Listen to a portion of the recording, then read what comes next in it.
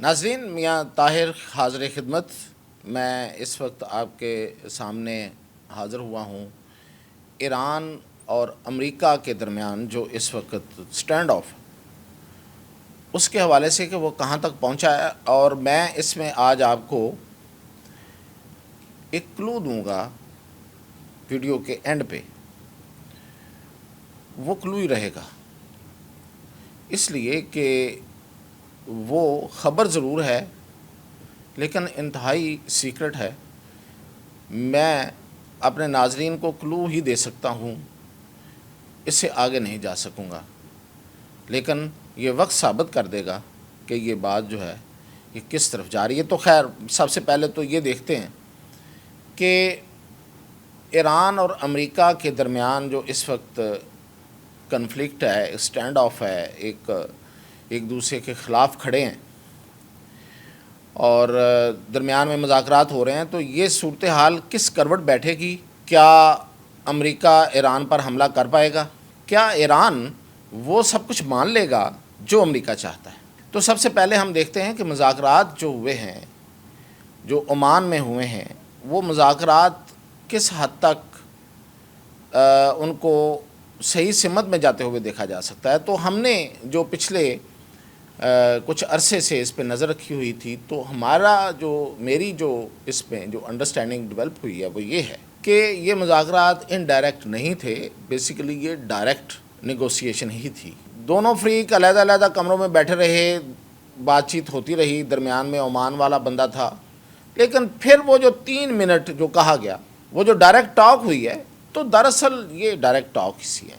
और इसमें ईरान ने अपनी पोजीशन, अच्छा, ईरान की पोजीशन बहुत पहले से ये स्टेटेड पोजीशन है, ये इसमें कोई तब्दीली नहीं है। ऐसा लोग अगर समझें कि ईरान को नई पोजीशन लेके गया, बिल्कुल नहीं लेके गया। ईरान की पहले भी ये पोजीशन थी कि हम एटॉमिक वेपन नहीं बना रहे, लेकिन इसके अलावा हमारा राइट है।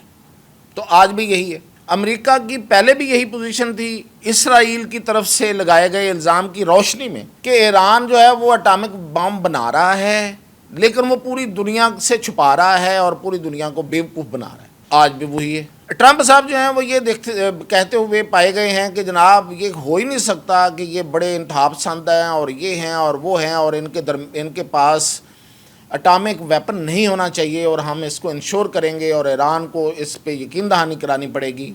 तो ये है लफ्ज़ी जंग अब तक। उसके जवाब में ईरान ने कहा कि ऐसा कुछ है ही नहीं, लिहाजा ये धमकियाँ, ये सब कुछ जो है ये हमें किसी तरह और झुका नहीं सकती।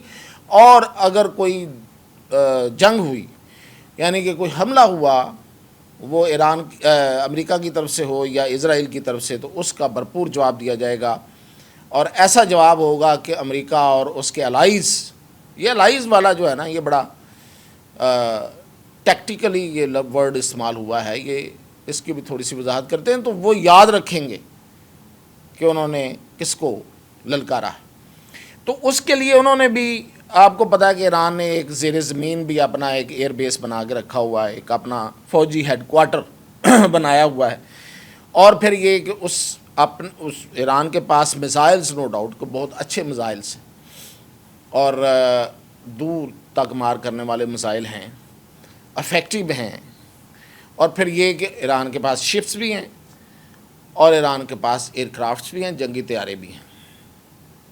अब उसने अपनी तमाम जो तैयारियां वो कर रखी, और फिर ईरान के पास जो उसकी मतलब एक फैली हुई कुव्वत आप कह सकते हैं, जिसे अमेरिका प्रॉक्सी कह के तो दरअसल इल्ज़ाम लगाता है, तो वो है हूतीज़ हैं यमन में। उनके ऊपर अमेरिका बहुत शदीद अटैक कर रहा है और वो उन अटैक्स की नोयत ये है कि वहाँ पे B-2 और B-52 बॉम्बर तैयारे जो हैं वो इस्तेमाल किए जा रहे हैं, जो बेसिकली अफ़गानिस्तान में तोरा बोरा के पहाड़ों में इस्तेमाल किए गए थे। कि ये तोरा बोरा के पहाड़ ऐसे पहाड़ थे कि जहाँ पे फ़ौजी अंदर नहीं जा सकते थे, कोई चीज़ पता नहीं चलती थी कि अंदर है क्या इन गारों में। तो वहाँ पे वो उन तैयारों को इस्तेमाल करना पड़ा, इन बॉम्बर तैयारों की जो बॉम्ब्स हैं, जो पता नहीं कितने किलोमीटर इन डेप्थ वो बंकर तोड़ देते हैं। تو وہ تو سمجھ آتی تھی، لیکن یہاں پہ ہوتیز کے پاس تو ایسے کوئی بنکرز نہیں ہیں اور اتنا کوئی پہاڑی کوئی اس قدر کو مشکل ٹیرینس میں وہ نہیں بیٹھے ہوئے، تو ان کے اوپر وہ استعمال کر رہا ہے. بیسیکلی وہ ایران کو یہ سب کچھ دکھا رہا ہے. اچھا ادھر سے تو ہوتیز میں بتا رہا تھا، ادھر پھر یہ ہے کہ حماس تو ہے ہی ہے، اور پھر یہ کہ حزب اللہ کون سی ختم ہو گئی ہے. تو اسرائیل ڈائریکٹ خطرے میں رہے گا. تو یہ طاقت ایران کی تو ہے، اس کو تو مانے بغیر ہم آگے نہیں چل سکتے. اب وہ کہتا ہے جی امریکہ کے طرف سے کہ انہوں نے ابھی کچھ تھوڑی دیر پہلے انہوں نے اپنی ایک ویڈیو جاری کی ہے امریکن ایئر فورس نے، اور جس میں انہوں نے ایون کہ یہاں تک وہ لے گئے ہیں کہ اگر یہ کنفلکٹ کی طرف ہی جانا ہے، اگر یہ حملے کی طرف ہی جانا ہے، اگر یہ جنگ کی طرف ہی جانا ہے، تو پھر اس میں نیوکلیر ویپن بھی استعمال ہو سکتا ہے. اس ویڈیو میں یہ اشارہ دیا گیا ہے. اور اس میں پھر جو ہیوی جو بوم ہیں ان کا بھی کہا گیا ہے کہ یہ بھی گر سکتے ہیں. اب انہوں نے یہ کیا. کل رات جو ٹرمپ ہے وہ سچویشن روم میں بیٹھا رہا، یعنی کہ وائٹ ہاؤس کے اندر ایک سچویشن روم بن گیا ہے، جو کہ اچھا سچویشن روم تو ہوتا ہی کسی ایسی سچویشن کے لیے ہے جو وار لائک سچویشن ہو، جس میں جنگ جیسی کیفیت ہو. تو وہ بھی انہوں نے کہہ دیا ہے کہ ہم مطلب وہ بیٹھ گیا ہے، تو اس کا مطلب یہ ہے کہ ہم جنگ کے لیے تیار ہیں. تو یہ تیاریاں دیکھیں اس حد تک فزیکلی مطلب بھی دکھائی جا رہی ہیں. ریٹرک تو چل ہی رہا تھا، بیان بازی اور لفظی گولہ باری تو ہو ہی رہی تھی، اب وہ فزیکلی اس کو دکھانے کی پوزیشن میں آ گئے ہیں. اس کے علاوہ امریکی جو وزیر دفاع ہے اس نے جو ایک انٹرویو دیا اور اس میں اس نے پھر ساتھ فوٹیج چلوائی ہے، جو میں ابھی ہوتیز کا بتا رہا تھا کہ وہ کس طرح سے بوم کر رہے ہیں. اور B-2 B-52 F-35 F-15 اور ڈرونز، وہ جو ڈیاگو گارشیا کی ایئر بیس پہ پہنچ گئے ہیں اور وہاں سے وہ اڑیں گے اور یہ کریں گے اور وہ کریں گے. یہ ساری چیزیں جو ہیں وہ ایسے تھوڑی دکھائی جا رہی ہیں. پھر یہ کہ ایئر ڈیفنس سسٹم جو ہے، جو اس کا 2 ایئر ڈیفنس سسٹم ہے، تھاڈ وہ اسرائیل کو دے دیا اس نے، وہ پہنچ گیا وہاں، اس کی نمائش بھی ہو گئی ہے، وہ چلتا ہوا دکھا رہے ہیں جی یہ تھاڈ ہے. اور اس کے علاوہ جو پیٹریاٹ ہے اس کی جو بٹالین ہے وہ پوری جو ہے وہ پہنچ گئی ہے. اب وہ پیٹریاٹ کس کے لیے پہنچا ہے؟ تو وہ بیسیکلی میں آپ کو بتا دوں کہ وہ سعودی عرب کے لیے پہنچا ہے، کہ سعودی عرب کو بھی پروٹیکٹ کرنا ہے ان کیس کے کنفلکٹ اتنا بڑھتا ہے کہ سعودی عرب کے اوپر بھی اٹیک آتا ہے. اچھا ہوتیز تو اٹیک کریں گے ہی کریں گے، ان کا تو وہ روایتی دشمن ہے پرانا، وہ ان کو اپنا دشمن سمجھتے ہیں. تو وہ اس کے لیے وہ جو جنوبی کوریا سے 73 فلائٹس چلی ہیں، 73 فلائٹیں جو C-17 ان کا جو کارگو جہاز ہے امریکی ملٹری کا، اس نے 73 فلائٹس وہاں سے لی ہیں اور یہ سارا سامان اس نے یہاں لا کے رکھ دیا ہے. اور 1500 اس میں صرف اس پیٹریاٹ بٹالین میں 1500 اس میں فوجی اور ماہرین ہیں.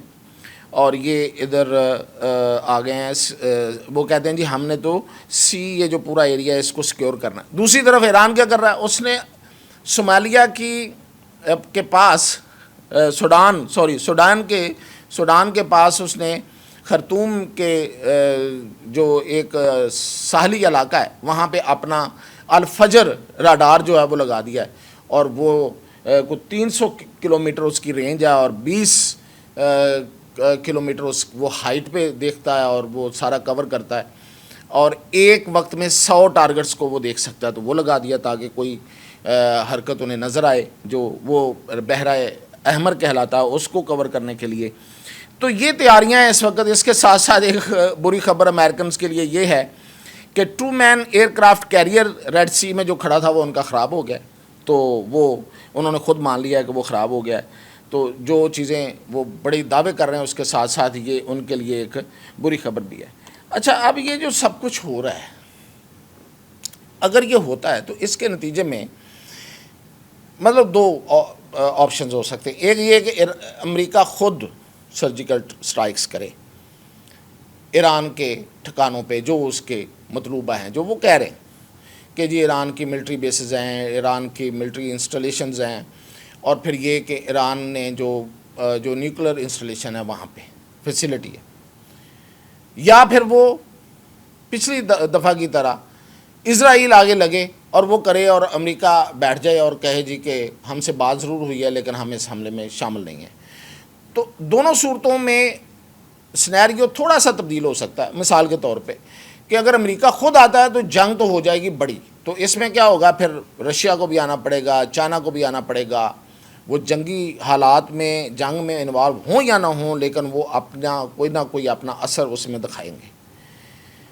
لیکن اگر اسرائیل آتا ہے تو شاید یہ دونوں ملک جو ہیں وہ اس طریقے سے نہ آئیں، اور امریکہ بھی یہ کہے کہ جی یہ اسرائیل نے کیا اور اس نے اپنی پروٹیکشن کے لیے، جس طرح وہ ہمیشہ یہ نعرہ استعمال کرتے ہیں، بہانہ بناتے ہیں۔ تو یہ دو صورتیں ہو سکتی ہیں۔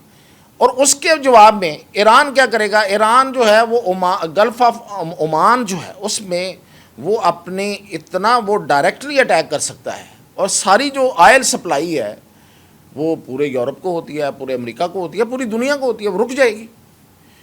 اور ایران کے پاس کیا مطلب میزائلز جو ہیں وہ 1 مہینے کے لیے، 2 مہینے کے لیے بے انتہا ہیں، اور اس نے کچھ رشیا سے لیے بھی ہوئے ہیں۔